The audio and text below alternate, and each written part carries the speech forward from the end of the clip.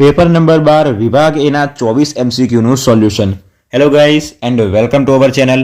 આજના લેક્ચરની અંદર આપણે જોઈશું ધોરણ 10 ગણિત એના પેપર સોલ્યુશનની અંદર પેપર નંબર 12 એના નવા 24 MCQ નું સોલ્યુશન કરીશું. આના પહેલા આપણે 11 પેપરના 24 MCQ ને પૂરા કર્યા હતા. આજે આપણી પાસે 12મું પેપર નવા 24 MCQ ને આપણે આજના વિડીયોની અંદર સોલ્વ કરીશું. વિડીયોમાં અંત સુધી બને રહેજો. જેટલા પણ MCQ સોલ્વ કરીશું, જો દાખલો હશે તો ગણીશું, સમજવા જેવો હશે તો સમજીશું, ડાયરેક્ટલી જવાબ ટીક કરી દઈશું નહીં. ઓકે, વિડીયોમાં અંત સુધી બને રહેજો. દરેક MCQ માં તમને કમ્પ્લીટ ખબર પડી જશે. આપણે સ્ટાર્ટ કરીએ. નંબર 1 માં આપણે જોઈએ. પહેલા નંબરમાં આપણને આપેલું છે કે દ્વિચલ સુરેખ સમીકરણ યુગ્મમાં જો a1 ભાગ્યા a2 બરાબર b1 ભાગ્યા b2 not equal to c1 ભાગ્યા c2 હોય તો તેનું આલેખાત્મક સ્વરૂપ કેવું હોય તો કે સમાંતર રેખાઓ હોય. આની અંદર માં તમને કંઈ સમજાવવાનું છે નહીં, બરાબર. એની અંદર એવા દાખલા આવશે કે જેની અંદર આપણે ગણવાનું આવશે, સમજાવવાનું હશે, તો હું તમને એ પણ સરળતાથી સમજાવી દઈશ અને ગણાવી દઈશ, બરાબર. ડાયરેક્ટલી આપણે કોઈ પણ દાખલો તો કોઈ પણ MCQ લખી દઈશું નહીં, બરાબર. તો પહેલા નંબરની અંદર શું હશે? સમાંતર રેખાઓ. આની અંદર કંઈ સમજાવવાનું નથી, આપણને ચોપડીની અંદર ઓલરેડી આપેલું છે કે જ્યારે a1 ભાગ્યા a2 બરાબર b1 ભાગ્યા b2 not equal to c1 ભાગ્યા c2 હોય તો એનું આલેખાત્મક સ્વરૂપ કેવું હોય? સમાંતર રેખાઓ હોય. નંબર 2 જોઈએ. સમીકરણ આપણને આપ્યું છે x² + 5x + 5 બરાબર 0 નો વિવેચકની કિંમત શોધો. વિવેચક d બરાબર આપણી પાસે સૂત્ર શું છે? b² - 4ac. સમીકરણ શું આપ્યું છે? x² + 5x + 5 બરાબર 0.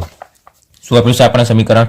x² + 5x + 5 બરાબર 0. હવે વિવેચક d બરાબર આપણી પાસે સૂત્ર શું છે? તો કે b² - 4ac, બરાબર. આવા દાખલા ફટાફટ એક્ઝામની અંદર ગણી દેવાના. આની જે આપણી પાસે સૂત્ર એની અંદરથી આપણે કોની કિંમત કાઢીશું? a, b અને c ની કિંમત. a મતલબ x² નો સહગુણક કશું નથી આપેલું, મતલબ 1. b મતલબ x નો સહગુણક કેટલો? 5 અને c મતલબ અચળ પદ 5. તો બરાબર b², b એટલે 5, 5 નો સ્ક્વેર થશે 25 - 4 એમના એમ. a આપેલું છે આપણને 1, c આપેલું છે આપણને 5. તો બરાબર 25 - 4 એકા થશે 4 × 5 = 20. તો બરાબર 25 માંથી 20 જશે એટલે આપણને શું મળશે? 5. d જે વિવેચક હોય એની કિંમત આપણને કેટલી મળી ગઈ? 5 મળી ગઈ. તો ઓપ્શન નંબર કયો આવશે આની અંદર? સમીકરણ 2 માં ઓપ્શન નંબર a, જેનો જવાબ આપણને કેટલો મળ્યો? 5 મળ્યો, બરાબર. તો નંબર 2 માં MCQ સમીકરણ x² + 5x + 5 બરાબર 0 નો વિવેચકની કિંમત કેટલી થશે? 5. ડન, કમ્પ્લીટ ખબર પડી ગઈ હશે. નંબર 3 જોઈએ. સમાંતર શ્રેણીનું nમું પદ શોધવાનું સૂત્ર. સમાંતર શ્રેણી ચેપ્ટર જેને ગણ્યું છે એને સરળતાથી આવડતું છે. nમું પદ પૂછ્યું છે, બરાબર. nમું પદ શોધવાનું સૂત્ર an બરાબર a + n - 1 * d. આપણે આના પહેલાના જે લેક્ચરમાં પેપર સેટનું જે સોલ્યુશન કરીશું એની અંદર આપણે શું પૂછ્યું હતું? n પદોનો સરવાળો શોધવાનું સૂત્ર. n પદોનો સરવાળો શોધવાનું સૂત્ર. જો સરવાળો આવે તો આપણે શું કરવાનું? સરવાળો મતલબ sn બરાબર સૂત્ર શું? તો આપણી પાસે n/2 કૌંસમાં 2a + n - 1 * d. અહીંયા આપણને શું પૂછ્યું છે? nમું પદ શોધવાનું સૂત્ર. તો nમું પદ શોધવાનું સૂત્ર શું આવશે? an બરાબર a + n - 1 * d. આપણે જોઈ લઈએ ઓપ્શન નંબર કયો આવશે? a + n - 1 * d. Option number b. અહીંયા a + n + 1 આપેલું છે અને અહીંયા a + n - d ડાયરેક્ટ આપેલું છે.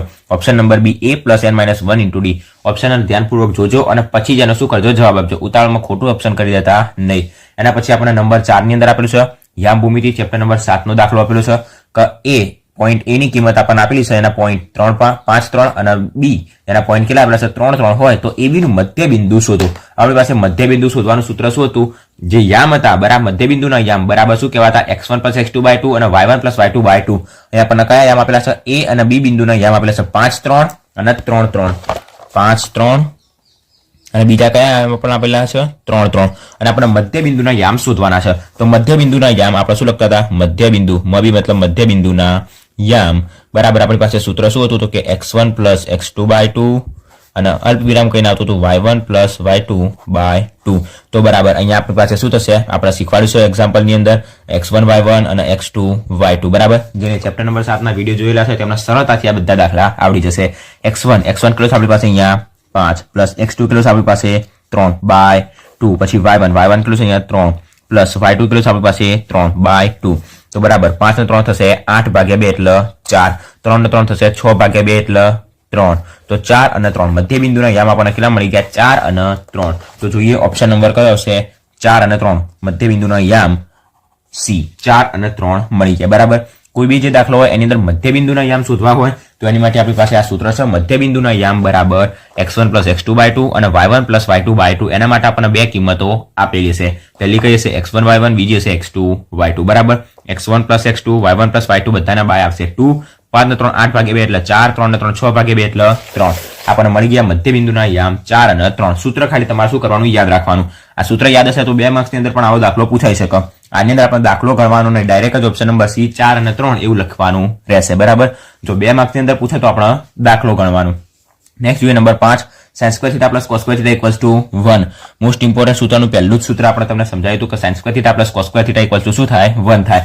આની અંદર મારે તમને કંઈ સમજાવવાનું નથી કે કંઈ લખાવાનું પણ નથી. તો sin square theta plus cos square theta equals to 1. Next જોઈએ, એક બોલર દ્વારા 10 ક્રિકેટ મેચમાં નીચે પ્રમાણે વિકેટો લેવામાં આવી છે. આ માહિતી આપણને આપી છે 2 6 4 5 0 2 1 3 2 3. આ માહિતીનો બહુલક ખાલી જગ્યા છે. હવે હંમેશા યાદ રાખવાનું, આપણને જ્યારે પણ બહુલક પૂછો તો બહુલક મતલબ શું કહેવાય? જે મહત્તમ વખત આપણને આવૃત્તિ આપેલી હોય, મહત્તમ આપણને જે આવૃત્તિ આપેલી હોય, જે સંખ્યા આપેલી હોય, એ જે સૌથી વધુ વખત હોય એ આપણું શું થાય? બહુલક થાય. બરાબર, તો આપણે જોઈએ કે 2 કેટલી વખત આપેલા છે? આપણને 1 2 અને 3 વખત આપેલા છે. 2 કેટલી વખત આપેલા છે? 3 વખત. પછી 6 કેટલી વખત આપેલા છે? 1 વખત, એક જ વખત આપેલા છે. એના પછી 3 1 અને 2 2 જ વખત આપેલા છે. તો એવી કઈ શક્યતા છે કે સૌથી વધુ વખત આપેલી છે તો કે 2, તો એનો બહુલક કેટલો થશે? 2. બરાબર, આટલું હંમેશા યાદ રાખવાનું કે બહુલક કોને કહેવાશે? જે આપણને અવલોકનો આપેલા હશે, જે સંખ્યા આપેલી છે એની અંદરથી એવી સંખ્યા કે જે સૌથી વધુ વખત આપેલી હોય એ આપણો શું કહેવાય? માહિતીનો બહુલક. અહીંયા તમે જોઈ શકશો કે 2 સૌથી વધુ વખત આપેલી છે. 1 વખત, 2 વખત, 3 વખત આપણને 2 આપેલા છે. જે 3 રહ્યા એ 1 અને 2 જ વખત આપેલા છે. બરાબર, 3 2 જ વખત આપેલા છે અને જે 2 રહ્યા એ 3 વખત આપેલા છે. કેટલી વખત આપેલા છે? જે સૌથી વધુ વખત આપેલા હોય એ આપણો બહુલક. બરાબર, તો 2 સૌથી વધુ વખત આપેલા હતા તો આપણો 2 શું થઈ ગયો? બહુલક થઈ ગયું. બરાબર, આજે 6 MCQ અહીંયા કમ્પ્લીટ થઈ ગયા. નેક્સ્ટ આપણને શું આપશે? તો કે ખાલી જગ્યા આપશે. બરાબર, તો ખાલી જગ્યાની અંદર આપણે નંબર 1 માં જોઈએ કે 7મા નંબરની અંદર લસા 12 15 બરાબર કેટલો? મતલબ આપણે શું શોધવાનું છે? આનો લસા શોધવાનું છે.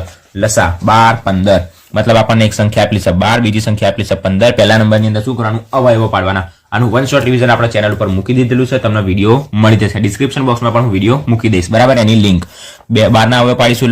2 2 અને 3 3 દુ 6 દુ 12. બરાબર, તો શું થશે? 2 નો સ્ક્વેર ગુણ્યા 3. 5 ના અવયવ પડશે 3 ગુણ્યા 5. બરાબર, તો લસા શોધવાનો છે. લસા 12 15.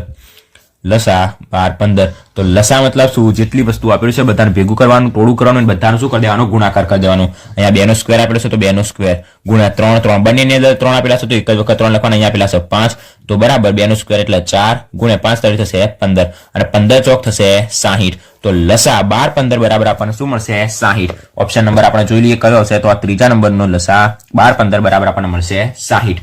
સુરેખ બહુપદી આપણને આપેલી છે p of x equals to 3x plus 2 નું શૂન્ય ખાલી જગ્યા છે. શું આપણને આપેલું છે? p of x equals to 3x plus 2. આપણને આપેલું છે p of x equals to 3x plus 2. એનું શૂન્ય શોધવાનું છે. શૂન્ય શોધવાનું મતલબ આપણે એની x ની કિંમત શોધવાની છે. હંમેશા આપણે યાદ રાખવાનું ચેપ્ટર નંબર 2 એની પણ આપણે શું મૂક્યું છે? વન શોટ રિવિઝનનો વિડીયો ચેનલ ઉપર મૂકી દીધેલો છે અને એની અંદર આપણે આવા ઘણા બધા દાખલા ગણેલા છે. જ્યારે શૂન્ય શોધવાનું આવે, p of x ની કિંમત આપેલી હોય ત્યારે હંમેશા યાદ રાખવાનું જે p of x હોય એ કેવો હોય? 0 હોય. જો p of x 0 હોય તો આપણને શું થશે? 0 થશે 3x plus 2. p of x ની કિંમત શું હોય? 3x plus 2. તો આની નીચે આપણે એની કિંમત મૂકીશું 3x plus 2 જે બરાબર શું થશે? 0. 3x ને એમના રાખીએ, 2 ને જમણી બાજુ લઈ જઈએ તો શું થશે? -2. તો x બરાબર શું થશે? 3 એની નીચે જશે તો -2 ભાગ્યા 3. તો એનું શૂન્ય આપણને કેટલું મળી ગયું? x બરાબર -2 ભાગ્યા 3. ઓપ્શન નંબર કયો આવશે? -2 ભાગ્યા 3. પહેલો જ ઓપ્શન -2 ભાગ્યા 3. બરાબર, પછી આપણને આપીશું કે જેમ જેમ થીટાનું મૂલ્ય વધે તેમ કોસ થીટાનું મૂલ્ય યાદ રાખવાનું. જેમ જેમ થીટાનું મૂલ્ય વધે તેમ સાઇન થીટાનું મૂલ્ય શું થાય? વધે. પણ કોસ થીટાનું મૂલ્ય કેવું થાય? ઘટે. કેવી રીતના એ પણ હું તમને સમજાવું. આપણે તમે જે કોષ્ટક હશે ત્રિકોણમિતિના પરિચય એની અંદર આપણે એક કોષ્ટક ભણ્યા હતા કે જેની અંદર પહેલા sin 0, sin 30, sin 45, 60 અને 90. એની અંદર તમે sin નું જ આ ખાનું જોયું હશે તો sin પહેલા 0 હશે અને છેલ્લા 1 હશે. જેમ જેમ થીટાનું મૂલ્ય વધે મતલબ sin 0 થી 1 તરફ જાય, 0 થી 1 તરફ જાય મતલબ sin થીટાનું મૂલ્ય કેવું થાય? વધે છે. પણ જેમ જેમ cos થીટા તમે જોશો તો cos થીટાની 0 ની વેલ્યુ હશે 1 અને 90 ની વેલ્યુ હશે 0. મતલબ 1 થી 0 તરફ જાય છે. મતલબ જેમ જેમ થીટાનું મૂલ્ય વધે તેમ cos થીટાનું મૂલ્ય કેવું થાય? ઘટે છે. બરાબર, આ બે જ કિંમતો તમારે પૂછાય કે થીટાનું મૂલ્ય વધે તેમ sin થીટાનું મૂલ્ય વધે.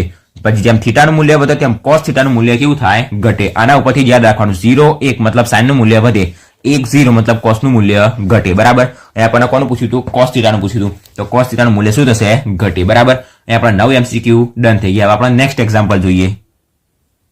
સો નેક્સ્ટ આપણે જોઈએ નંબર 10. શું આપણે આપેલું છે કે વર્તુળને 2 બિંદુમાં છેદતી રેખાને શું કહેવાય? છેદિકા. આનામાં કંઈ લખવાનું નથી, કંઈ સમજાવવાનું નથી. વર્તુળના 2 બિંદુમાં છેદતી રેખાને શું કહેવાય? છેદિકા. એક બિંદુમાં છેદતી રેખાને કહેવાય સ્પર્શક અને 2 બિંદુમાં છેદતી રેખાને કહેવાય છેદિકા. નંબર નેક્સ્ટ જોઈએ 11. કે માર્ચ મહિનામાં 5 રવિવાર મળવાની સંભાવના ખાલી જગ્યા છે. સો આ જે એક્ઝામ્પલ રહ્યો, આ જે દાખલો રહ્યો એ ઘણા લોકોને કન્ફ્યુઝ કરી દેશે. હું કેલેન્ડર સાથે જ લઈને આવ્યો છું. હું તમને કમ્પ્લીટ સમજાવું કેવી રીતના આનો જવાબ આવશે. તો એક વાત હંમેશા યાદ રાખવાની કે માર્ચ મહિનો હોય, પછી વર્ષ હોય, એની અંદર 5 રવિવાર, 5 સોમવાર, 53 રવિવાર એવી આવવાની સંભાવના જ્યારે પણ આવે, મતલબ હંમેશા નીચે શું આવશે? 7 આવશે. કેમ નીચે 7 આવે? કારણ કે સોમ, મંગળ, બુધ, ગુરુ, શુક્ર, શનિ, રવિ આવી રીતના આપણી પાસે ટોટલ કેટલા દિવસ હોય? 7 દિવસ હોય. તો હંમેશા નીચે શું આવશે? 7 આવશે. બરાબર. અને માર્ચ મહિનાની અંદર 5 રવિવાર મળવાની સંભાવના કેટલી? માની લો કે આપણી પાસે આ માર્ચ મહિનો રહ્યો, એનું શું આપણી પાસે કેલેન્ડર છે. માર્ચ મહિનાનું કેલેન્ડર રહ્યું, એની અંદર તમે જોઈ શકશો કે 31 દિવસ હોય, અને જે મહિનાની અંદર 31 દિવસ હોય એની અંદર ટોટલ 3 વાર એવા આવે કે જે 5 વખત આવે. બરાબર. અહીંયા તમે જોઈ શકશો કે બુધવાર 5 વખત આવ્યો, ગુરુવાર 5 વખત આવ્યો, અને શુક્રવાર એ કેટલી વખત આવ્યો? 5 વખત આવ્યો. અને જે મહિનાની અંદર 30 દિવસ હશે, 30 દિવસ હશે એની અંદર કોઈ પણ 2 વાર જેવા હશે કે જે કેટલી વખત આવે? 5 વખત આવે. માર્ચ મહિનાની અંદર મતલબ એવા મહિના કે જેની અંદર 31 દિવસો હોય, જેની અંદર 31 દિવસો હોય એવા જે મહિનો રહ્યો એની અંદર કોઈ પણ 3 દિવસો 5 વખત આવે. 5 વખત મતલબ 1 2 3 4 5, 1 2 3 4 5, 1 2 3 4 5. બુધવાર, ગુરુવાર અને શુક્રવાર કેટલી વખત આવેલા છે? અહીંયા 5 વખત આવેલા છે. બરાબર. અહીંયા બુધ, ગુરુ, શુક્ર આવેલા છે. એ રીતે રવિવાર પણ આવી શકે, શનિવાર પણ આવી શકે, અને સોમવાર પણ આવી શકે. જો 29, 30 એક તારીખ જે રહી એ અહીંયા હોય તો 29, 30 અને 31 મતલબ શનિ, રવિ અને સોમ આ 3 દિવસ જે રહ્યા એ કેટલી વખત આવી શકે? 5 વખત આવી શકે. તો હંમેશા યાદ રાખવાનું એવો મહિનો કે જેની અંદર 31 દિવસ હોય, 31 દિવસો હોય, માર્ચ મહિનો આવે, એમ પછી જાન્યુઆરી આવે, ડિસેમ્બર આવે, જે મહિના રહ્યા એની અંદર 31 દિવસો આવે એની અંદર ટોટલ 3 વાર એવા હોય, 3 વાર એવા હોય કે જે 5 વખત આવે. 30 મહિનાની જે તારીખ હોય, 30 દિવસ વાળી મહિનો કયો લઈએ આપણે? કોઈ પણ લઈએ, માર્ચ પછી એપ્રિલ લઈએ કે જેની અંદર 30 દિવસ હોય એની અંદર કોઈ પણ 2 જ વાર એવા હોય કે જે કેટલી વખત આવે? 5 વખત આવે. અહીંયા જે 1 2 3 જે વાર આપેલા છે એ 5 વખત આપેલા છે. રીતના જે 30 દિવસનો જે મહિનો હોય એની અંદર કોઈ પણ 2 જ વાર 5 વખત આવે. તો અહીંયા પણ ટોટલ માર્ચ મહિનાની અંદર પહેલા તો દિવસો ટોટલ કેટલા હોય? 31 દિવસ હોય. 31 દિવસો હોય તો ટોટલ 3 એવા વાર હોય કે જે 5 વખત આવી શકે. 3 વારમાંથી કોઈ બી વાર હોઈ શકે, રવિ, સોમ, મંગળ, બુધ, ગુરુ, શુક્ર અને શનિ. તો એની અંદરથી અહીંયા આપણને કયું પૂછેલું છે કે માર્ચ મહિનામાં 5 રવિવાર મળવાની સંભાવના કેટલી? 5 રવિવાર મળવાની સંભાવના. નીચે હંમેશા શું આવશે? 7 આવશે. મેં તમને હાલ જ સમજાવ્યું કે નીચે શું આવશે? હંમેશા 7 આવશે. એ 7 કયા? સોમ, મંગળ, બુધ, ગુરુ, શુક્ર, શનિ, રવિ. આ 7 વારમાંથી કોઈ પણ વાર માટેના ટોટલ 7 વાર આવશે. કુલ શક્ય પરિણામોની સંખ્યા. હવે જે માર્ચ મહિનો રહ્યો એની અંદર 31 દિવસો હોય અને કોઈ પણ 3 વાર એવા હોય, કોઈ પણ 3 વાર એવા હોય કે જે કેટલી વખત આવે? 5 વખત આવે. 3 વાર કયા હોઈ શકે? રવિ, સોમ, મંગળ હોઈ શકે, શનિ, રવિ, સોમ હોઈ શકે, ગુરુ, શુક્ર, શનિ હોઈ શકે. બરાબર. કોઈ બી વાર હોઈ શકે, શુક્ર, શનિ, રવિ હોઈ શકે. એની અંદરથી આપણને શું પૂછેલું છે? રવિવાર પૂછેલું છે. કોઈ પણ 3 વાર એવા હોય કે જે 5 વાર આવે તો 3 માંથી 1 રવિવાર હોઈ શકે. 3 માંથી શું હોઈ શકે? 1 રવિવાર હોઈ શકે. માની લો કે આપણી પાસે શું છે? સોમવાર છે, રવિવાર છે અને મંગળવાર છે. રવિવાર, સોમવાર અને મંગળવાર આ 3 વાર રહ્યા એની અંદરથી રવિવાર આવી શકે. તો આ જે 3 રહ્યા એમાંથી કોઈ બી 1 આવી શકે. આટલું હંમેશા યાદ રાખો. નીચે કુલ શક્ય પરિણામોની સંખ્યા 7 આવશે અને 31 દિવસ વાળો જે મહિનો હોય એની અંદર કોઈ બી 3 વાર રહ્યા એ 5 વખત આવી શકે. હવે આની અંદર ઉપર શું આવશે? ઘટના એ માટેના શક્ય પરિણામોની સંખ્યા. ઘટના એ માટે શક્ય પરિણામો કયા છે? સોમવાર, મંગળવાર અને રવિવાર. આ 3 માંથી કોઈ બી જે રહ્યા એ કેટલી વખત આવી શકે? 5 વખત આવી શકે. તો સોમવાર, મંગળવાર અને રવિવાર આ 3 માંથી કોઈ આવી શકે તો 3 ઉપર શું આવશે? ઘટના એ માટેના પરિણામોની સંખ્યા તો ઉપર આવી ગયા 3. બરાબર. તો અહીંયા શું આવશે? 3/7 આપણો આવશે આન્સર. 3/7. નંબર 11 નો આન્સર આવશે 3/7. નીચે 7 કેવી રીતના આવશે? જે 7 વાર રહ્યા એ 7 આપણે શું કહેવાશે? કુલ શક્ય પરિણામોની સંખ્યા. અને ઉપર ઘટના એ માટેના પરિણામોની સંખ્યા. માર્ચ મહિનામાં 31 દિવસો હોય, 31 દિવસો હોય તો 3 એવા વાર હોય કે જે કેટલી વખત આવે? 5 વાર આવે. બરાબર. 3 એવા વાર હોય કે જે 5 વાર આવે તો 1 2 અને 3 એમાંથી કોઈ બી 1 હોઈ શકે. તો ઉપર શું આવશે? 3. અને 3 માંથી 1 રવિવાર હોઈ શકે. બરાબર. તો શું આવશે? 3/7. નંબર 11 ની અંદર કમ્પ્લીટ થઈ ગયું. આપણે જોઈએ નંબર 12. મધ્યકના સૂત્ર x બાર બરાબર a plus sigma fi di ભાગ્યા સિગ્મા fi માં di બરાબર શું થાય? તો આપણે જોયેલું છે એક્ઝામ્પલ ની અંદર ઘણા બધા દાખલા ગણેલા છે di વાળી રીત. બરાબર. ધારેલા મધ્યકની રીત. તો di બરાબર આપણે શું લખતા હતા? di બરાબર xi માઇનસ a. di બરાબર xi માઇનસ a. આની અંદર કંઈ સમજાવવાનું નથી. ડાયરેક્ટ આપણને ઓપ્શન આપેલા છે xi માઇનસ a વાળો આપણો ઓપ્શન સાચો. મધ્યકના સૂત્ર x બાર બરાબર a plus sigma fi di ભાગ્યા સિગ્મા fi ની અંદર di શું કહેવાય? di બરાબર xi માઇનસ a. બરાબર. જ્યાં એ શું કહેવાય? ધારેલો મધ્યક કહેવાય. બરાબર. 12 નંબર સુધી કમ્પ્લીટ. આપણને આપેલા છે ખરા ખોટા. પહેલા નંબરમાં આપેલું છે વર્ગમૂળમાં 3 એ અસમ્ય સંખ્યા છે.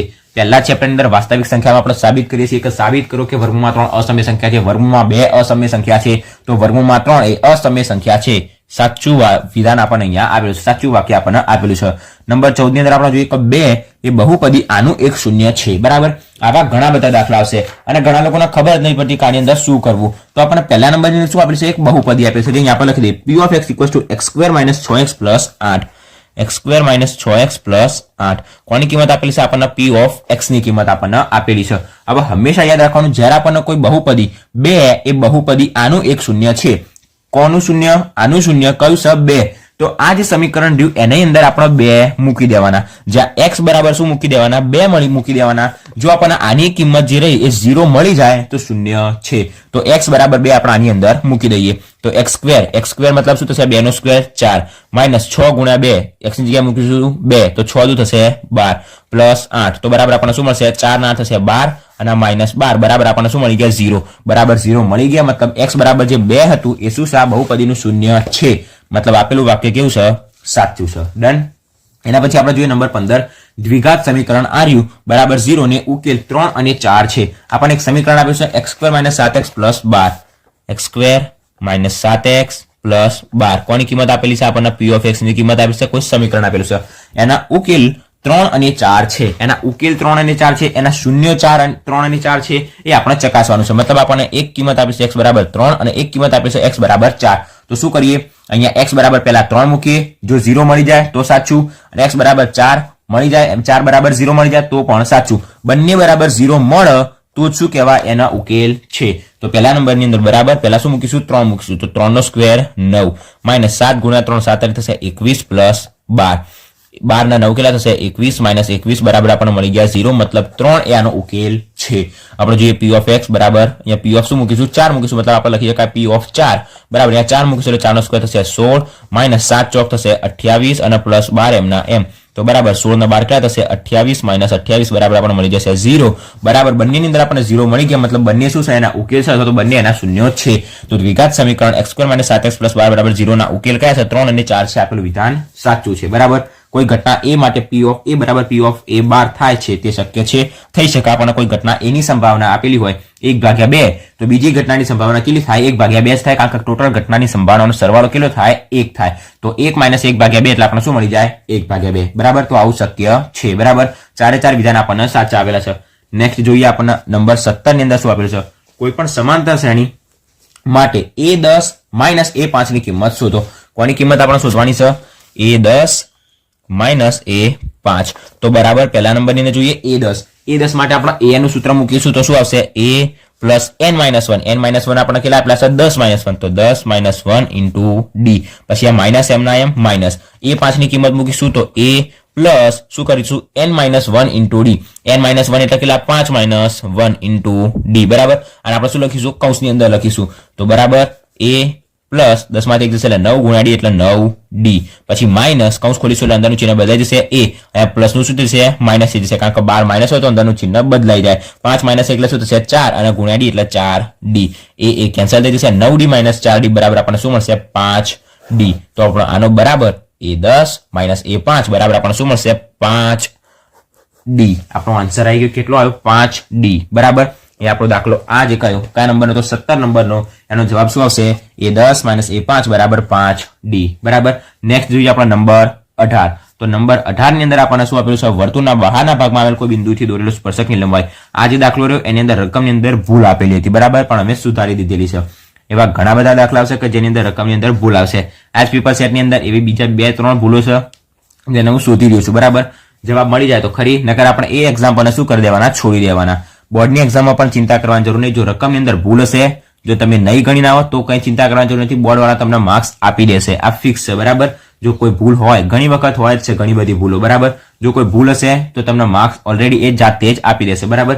અહીંયા આપણને 25 ને 24 છે, એની જગ્યાએ અહીંયા 24 અને 25 આપણને આપેલું હતું. શું આપેલું છે? રકમમાં છે વર્તુળના બહારના ભાગમાં આવેલ કોઈ બિંદુથી દોરેલા સ્પર્શકની લંબાઈ આપણને 25 સેન્ટીમીટર છે, તથા તે બિંદુનું કેન્દ્રથી અંતર આપણને આપેલું છે 24 સેન્ટીમીટર છે. તો વર્તુળની ત્રિજ્યા શોધો. શું આપણે વર્તુળના બહારના બિંદુમાં ભાગમાં આવેલ છે? પહેલા નંબરની અંદર આપણે દોરીએ એક આ વર્તુળ. માની લો કે આ છે વર્તુળનું એક બહારનું બિંદુ.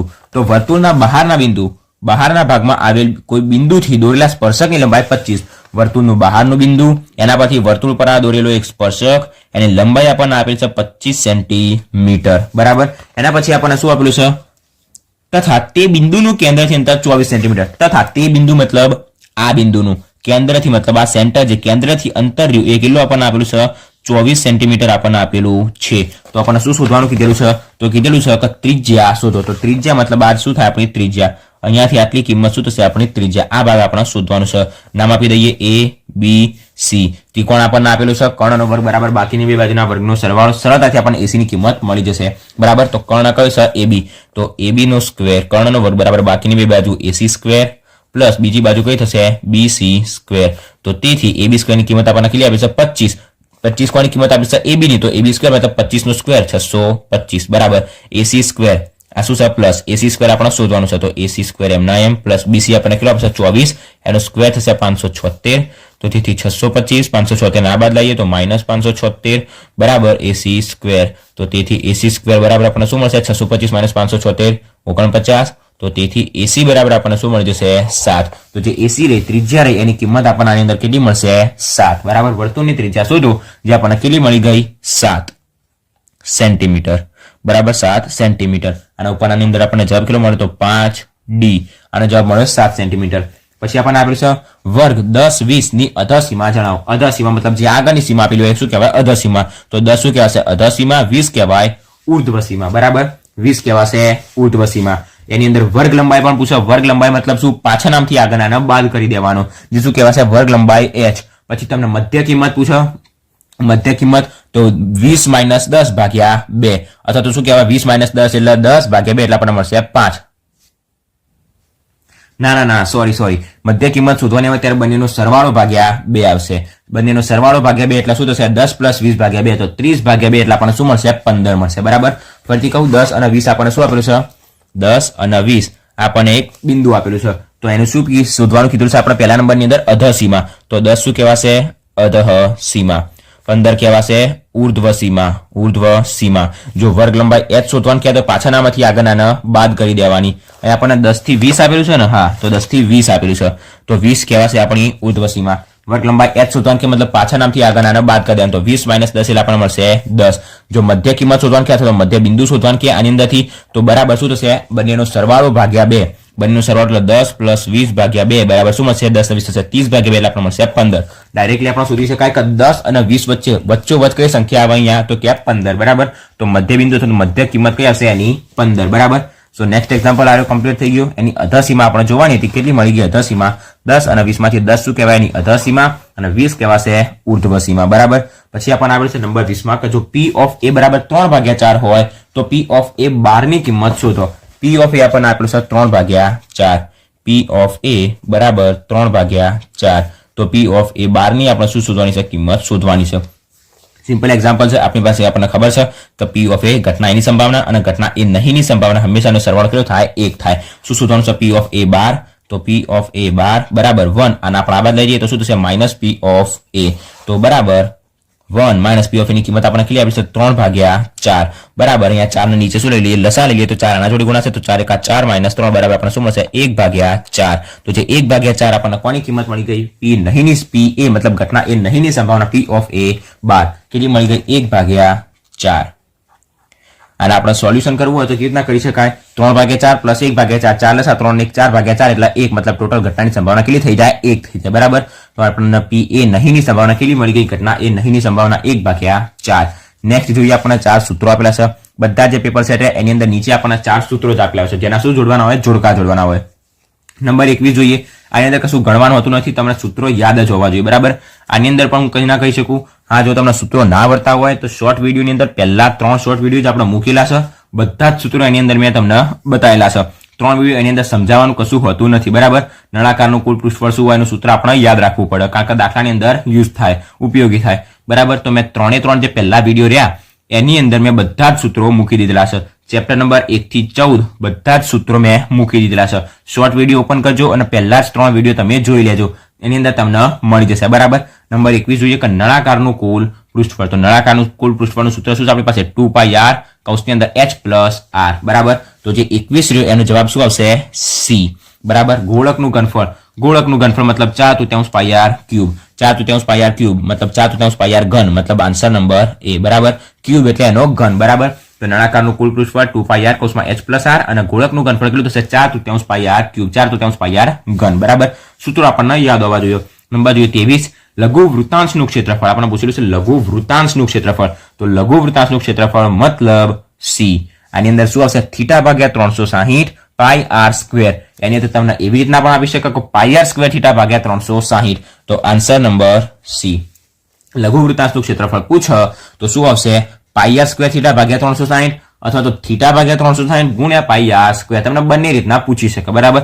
વર્તુળનો પરિઘ શું થાય હંમેશા 2 પાઈ આર યાદ રાખવાનું. વર્તુળનો પરિઘ કેટલો હોય 2 પાઈ આર એ. બરાબર. આન્સર નંબર એ. વર્તુળનો પરિઘ 2 પાઈ આર, વર્તુળનું ક્ષેત્રફળ પાઈ આર સ્ક્વેર.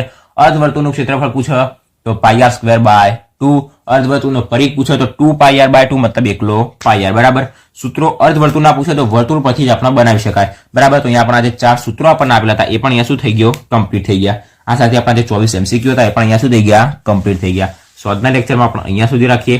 આશા રાખું છું કે તમને બધા જ MCQ ની અંદર કમ્પ્લીટ ખબર પડી ગઈ છે. સ્વાધ્યાય લેક્ચરમાં અહીંયા સુધી. જો કમ્પ્લીટ ખબર પડી હોય તો વિડીયોને લાઈક અને શેર જરૂરથી કરજો અને જો ચેનલ પર નવા હોય તો ચેનલને સબસ્ક્રાઇબ પણ જરૂરથી કરી દેજો. Thanks for watching guys.